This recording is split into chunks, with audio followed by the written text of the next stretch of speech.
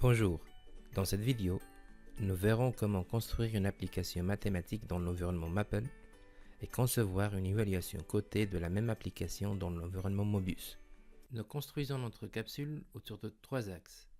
Un tour d'horizon rapide des différents composants interactifs de Maple, une illustration d'un parcours interactif avec un exemple traitant un problème d'optimisation mathématique, et nous terminerons avec un exemple de transposition d'une application interactive dans l'environnement Mobius.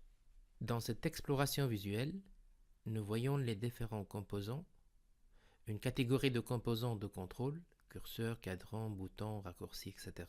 Une autre catégorie de composants d'interface, graphique, audio, vidéo, écriture mathématique, tableau, etc. Pour cet exemple de parcours, nous partons du problème d'optimisation suivant. Avec les composants existants, nous proposons 3 niveaux d'interaction. Un premier niveau sur la coupe transversale, avec un contrôle sur l'angle θ.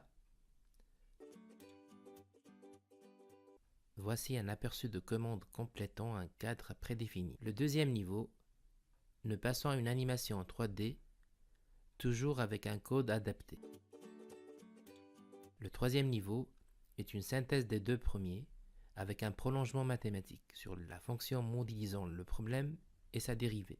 Cette vue d'ensemble est pédagogiquement intéressante.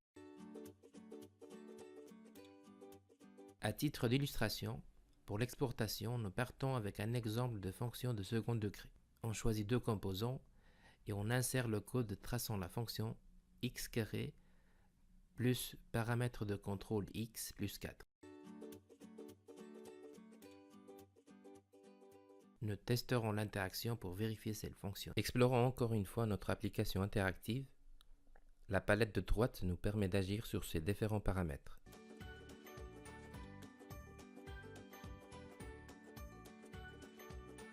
Le code de construction se construit dans une zone intuitive avec des indicateurs sur les erreurs éventuelles.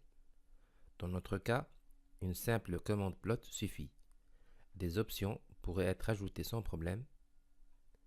Pour rappel, les composants sont numérotés en fonction de la chronologie de leur utilisation.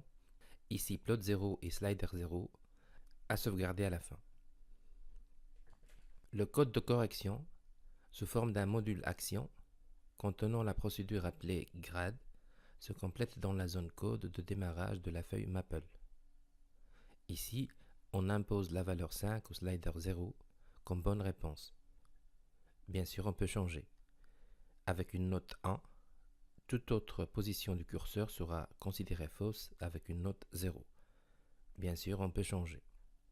Nous pourrons imaginer d'autres schémas d'évaluation bien évidemment. Le passage à Mobius se passe suivant la même structure.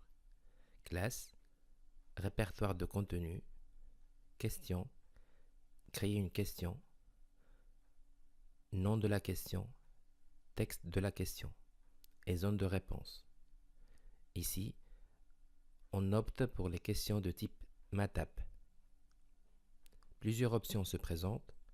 Nous choisissons une correction avec le code action.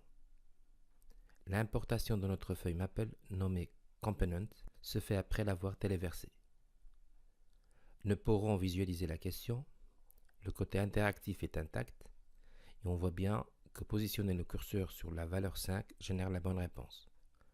Voilà pour cette vidéo.